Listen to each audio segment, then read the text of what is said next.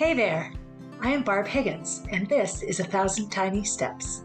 In this podcast, I share my stories of love, loss, triumph, and tragedy as I continue to retrace my steps and ponder what led to the death of my daughter Molly.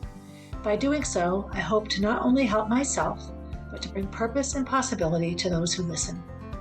If you are ready to laugh, cry, shake your head in disbelief, then tie, buckle, lace up, or slip on your shoes and join me as we begin our 1,000 Tiny Steps. Hey everybody, Barb Higgins here, welcoming you to episode 116 of 1,000 Tiny Steps. It snowed today. Today's November 9th, 8th or 9th. And I woke up this morning and thought to myself, the road looks dusty, and it was snow. So it was actually really pretty and not enough snow to be any sort of accumulation, but enough to make driving a bit tricky. I did a live this morning and I talked about birds building nests and mothers nesting before they have their babies. And it was centered around my kitchen remodel, which of course is full of emotional ups and downs. But I have my building company is called Nest. And I think it's the perfect name for a building company because Eric, the carpenter, the lead worker on the project, really owns it. He feels like he's taking care of my nest. He gets it. So anyway, it's been sort of an emotional 24 hours with woodwork disappearing and doors appearing where there weren't doors before. And there's the chimney. And oh my goodness, there's some plumbing and all the things that live inside a house, which are really just fantastic. We also found a pile of stuff in the walls, which is also amazing. Crayons and toys, books, magazines, newspapers, hats, all sorts of artifacts. We're going to put together a time capsule to put back in when we rebuild the wall. So that's really exciting. Episode 116. As we all know, I've recently published a book and I'm starting to get feedback from the book, what people think, what it did for them. What I love about Virginia McGregor and her writing is that her books are quick reads, meaning you get sucked in, so you don't want to put it down. And the size of print and the nature of the story makes it easy to read. So it's not like you have to focus and hyper concentrate. The words just wash over you. It's a wonderful way to read. And I'm really, really glad that a lot of people who read my book sit down and open it and they don't stand up again until they close it, which is reminiscent of some of my best childhood reading experiences. I can remember one of my favorite things to do on Fridays was go to the library and get a pile of books. And I'd bring them home and put them on my bedside table, especially if it was cruddy weather over the weekend. And I'd wake up Saturday morning and I would just pick up a book and read. And sometimes I'd stay in bed and read it until I read the whole thing. My mom would peek around like, "Are you okay?" Like, "I'm fine. I'm just reading." What I'm going to do today is I'm going to read a chapter from the book. And I'm going to talk a little bit about what went into the chapter. This chapter I'm going to read today is called Not Another Moira. When I was 10, my best friend at the time, Moira Spellman, died of cancer. She had some sort of tumor in her tummy. I don't know the details because, as was the case in 1973, you didn't talk about these things. And all I knew was that Moira disappeared. She stopped coming to school.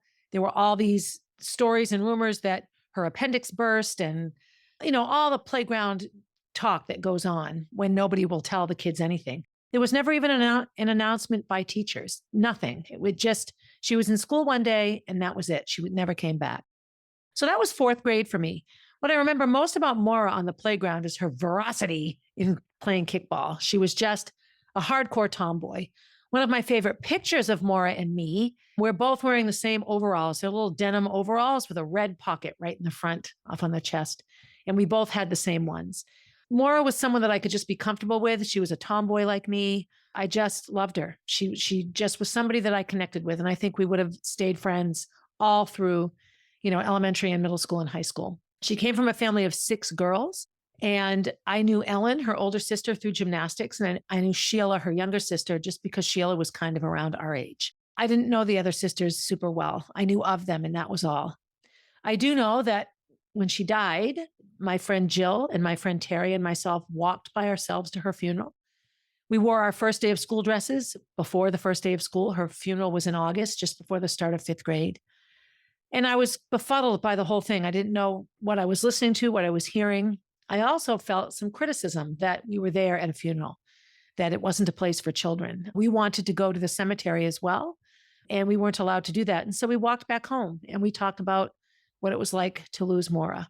One of the most vivid memories for me visually is that little white casket going down the center aisle of the church.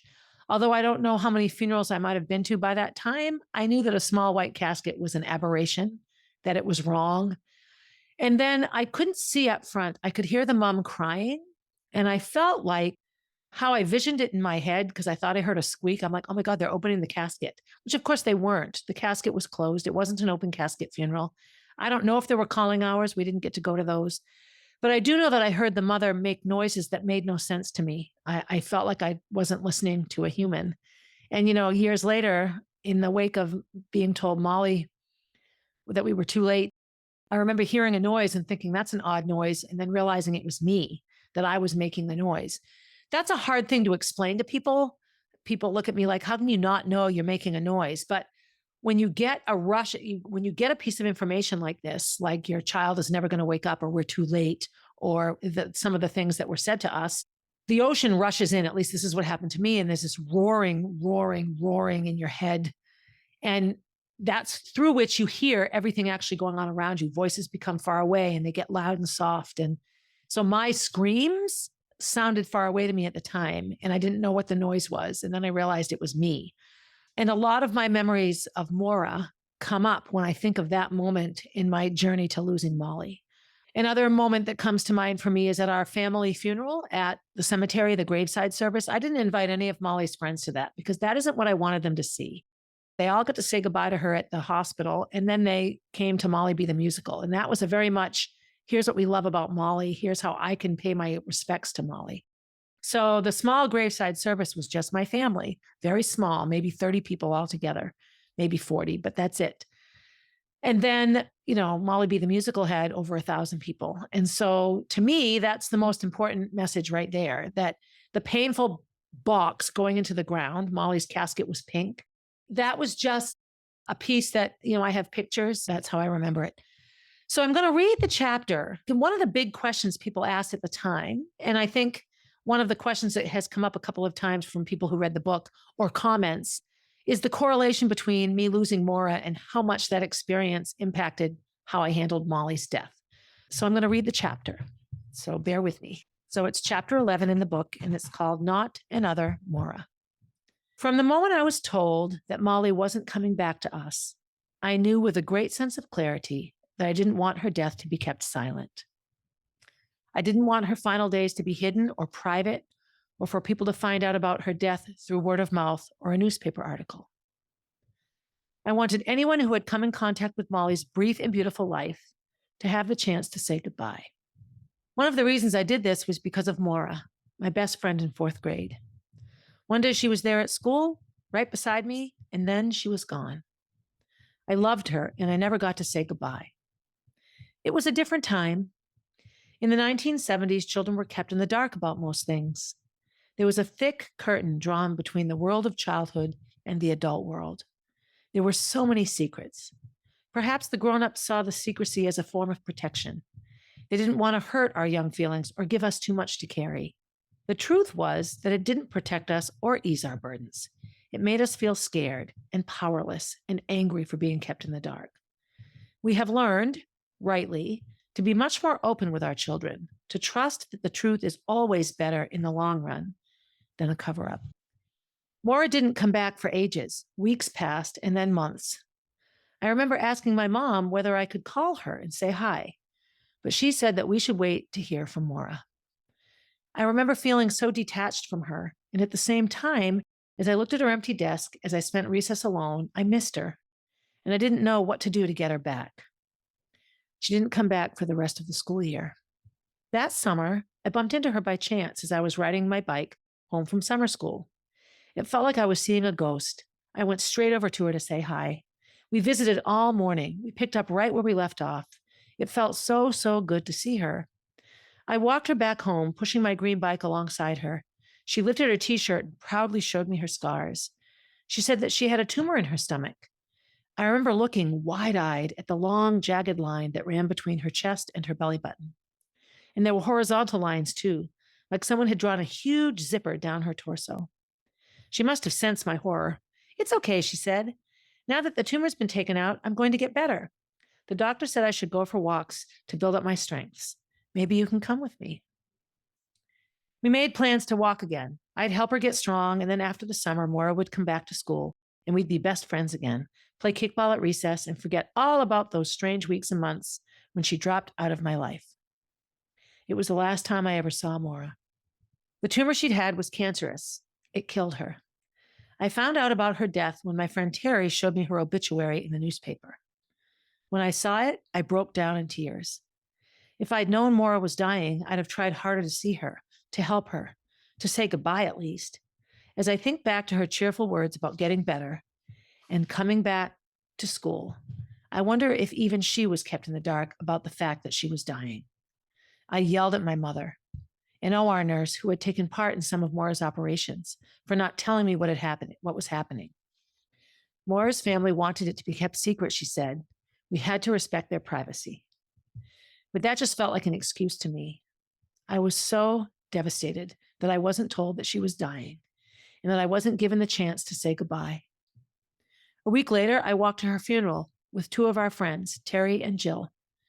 We wore our first day of school dresses. We watched Moira's white casket being carried past us down the aisle of the church. It was closed, so we didn't even get to see her face. She was buried on the far side of a cemetery near the prison. It would be almost 20 years before I would see her grave. I was walking with some of my students through the cemetery my first year teaching. Seeing her name on the stone brought me to my knees. All of the sadness, anger, and grief came rushing back. It was like no time had passed at all. I was glad that my students could witness that I could open up about what happened to Moira by talking to them about it. 5th grade started without Moira, and eventually I thought of her less and less. I made new best friends. Looking back, I'm shocked at how easy it was for her to disappear and for all of us to move on. It was Moira's story that made it clear to me that there would be no secrecy around Molly's death, and that anyone who wanted to find out what happened to her and anyone who wanted to say goodbye would be given the chance to do just that. In those days, when I invited the world to come and spend time with Molly, I was interviewed by a local TV station. They asked me how I had it in me to be so generous, to give the little time I had left with Molly to others. I replied that she didn't really belong to me. She's at an age when I drop her off at school in the morning at 8:30, and sometimes I don't see her again until 8:30 at night, I explained to the interviewer. And in those hours when she isn't with me, she's somebody's student, and somebody's best friend, and somebody's dancer, and somebody's sister. She isn't mine during all those hours, and to keep her from the people who loved her when she's leaving feels selfish to me. But it was more than that, too. It was because of Moira. I didn't want Molly to slip away like Moira had, or to be forgotten, or for her friends to feel betrayed because no one told them what was happening to her. I needed to invite the world in to say goodbye. It was my way of fighting against the secrecy of my childhood, of righting the wrong of the way Moira's death had been handled. And it was also my way of surviving. I understand that some families and some mothers have a profound need for privacy. I've lost count of the number of times people have asked me how I managed it, having so many people around, being so public about everything. The truth is that I needed people and their support. How could I not? How could I just sit there alone and stare at Molly as life seeped out of her? Having shared that dark time with so many continues to help me today, knowing that she didn't go through it alone, that Molly didn't just disappear. Death is hard anyway. The death of a child, even harder. The sudden and unexplained death of a child, harder still. No one was expecting Molly to die. They had a right to be given an explanation and a chance to say goodbye, to be part of her legacy. And I needed to see the world say goodbye to her because it was an acknowledgement that she'd been a part of all of our lives, that she'd mattered, and that something terrible had happened to her, something that was not okay, and that now she was gone. That trip in the graveyard with my students, when I first moved back to Concord, I taught at Second Start, which is an alternative high school. So the students that go there have whatever issues that prevent them from really succeeding in public school and in a big setting. And it was right near the cemetery in which Moira is buried, which is next to the cemetery that Molly's buried in. And it was a rainy day. And a lot of these kids, had alcohol and drug issues, and they smoked cigarettes and all. And so I was, certified PE teacher. So I would take them for walks, and it counted as PE. And so we tried to accumulate enough miles over the school year to walk across the country. I think we made it to Kansas. Anyway, On this particular day, we were walking in the cemetery because there's no traffic there. And we're looking at gravestones and reading them and pondering the lives of these people. And all of a sudden I saw it, Moira.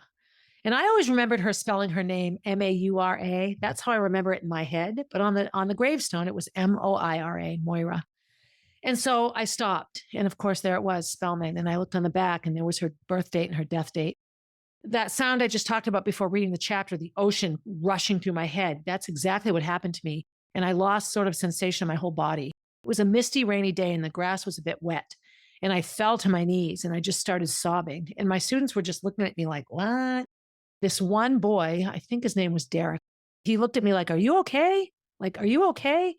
And I wasn't okay. And so I told them that this was the first time I was seeing her grave since she died when I was 10. And at this time I was 28, I believe. So that was 18 years. I think it was 27, but regardless, 17, 18 years after her death was the first time I saw her grave. That's how much she just disappeared, how much we were discouraged and not encouraged to visit her grave, to have closure, to understand that as traumatic as early death is, it's a part of life. We all will die. And so I had this massive breakdown in front of my students. What was great about it is we all sat in a circle. The agreement with walking is that they wouldn't smoke during PE class, but they all smoked cigarettes and it wasn't illegal at the time. I think you could smoke under the age of 18 back then. And so I'm like, if you guys want to have a cigarette, I'm fine. And so we sat there for like half an hour and we just talked about it. We talked about Moira. I told them the story. Each of them had a death story to share. And each of them said, we never get to talk about this stuff. And this was now, she died in 1973 and this was 1990. So, it was 17 years later, 18 years later, and still talking about death is like a taboo. I think part of it is that if we talk about it, it makes it real. And part of what makes life livable is to deny that it's going to end. And it's what makes child loss so lonely. People don't want to talk to me about Molly because if my child died, it means their child could die. And so it's best to just not talk about it. Nope. Put it out of your mind. And I understand that. And that makes sense in certain situations. There are times you have to box up your feelings and put them away. But in terms of life, I don't know how Moira's family is. The only person I ever saw after Moira's death, I saw Ellen at gymnastics camp and I saw Sheila years and years later in my young adult life when I first came back to Concord. I don't know. I do know that I think they fell apart. I think that it was the end of any semblance of happiness that family could have. And I get it. My family is incredibly sad all the time. And it's incredibly difficult. We don't choose to be sad. We don't wallow in our sadness. But I have found in my process here and in grieving Molly that anytime I try to shove any feeling aside, it comes roaring back once my guard is down. And so if I wake up feeling sad, I just have to exist in the sadness. I can have a wonderful day and be sad all day. That duality and duplicity of life that exists after something like losing a child. A part of me will never be okay. Not the kind of okay that I was before she died, because that Barbara can never exist, ever. The Barbara that existed before Moira died stopped existing. I had a really hard time trusting my mother. I was so angry. I had gotten home, sort of the same thing. It was about a month after I saw Moira. That day she showed me her scar and everything. It was Terry who Moira was visiting when I pulled up on my bike. They were sitting on Terry's front steps and we sat there and talked all morning and then I walked her back.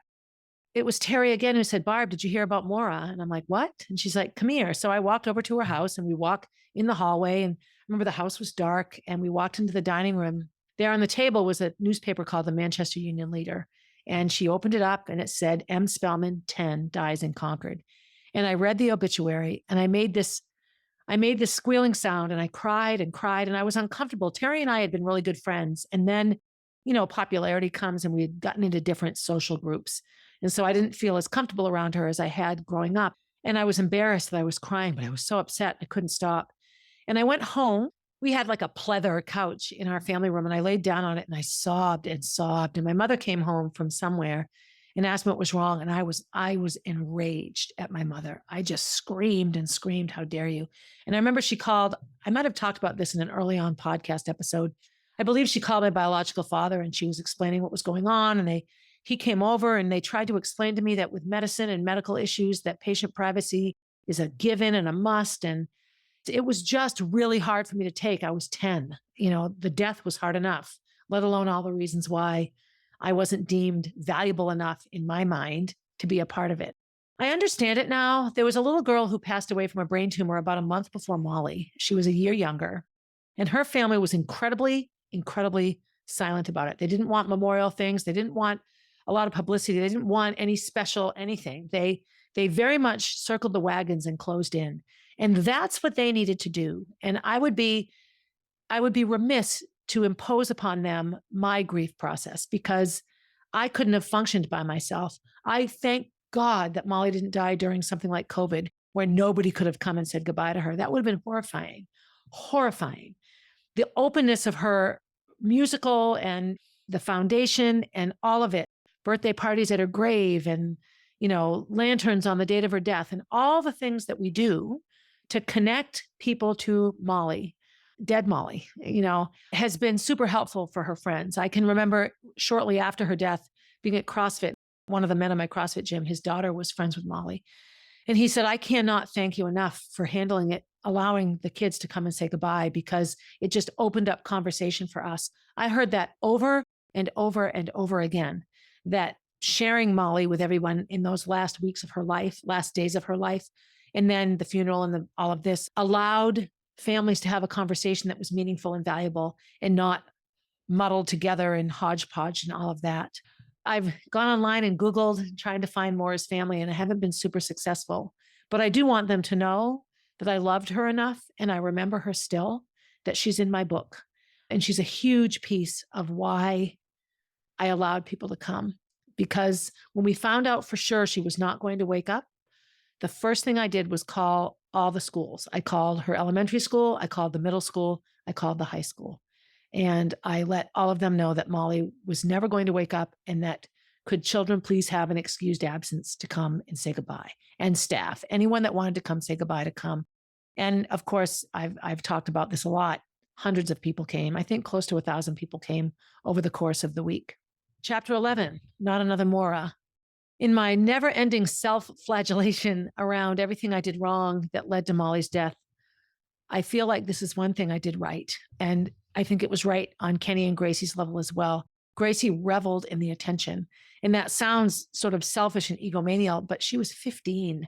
And when you're 15, Taylor Swift's song, 15 is a really hard song.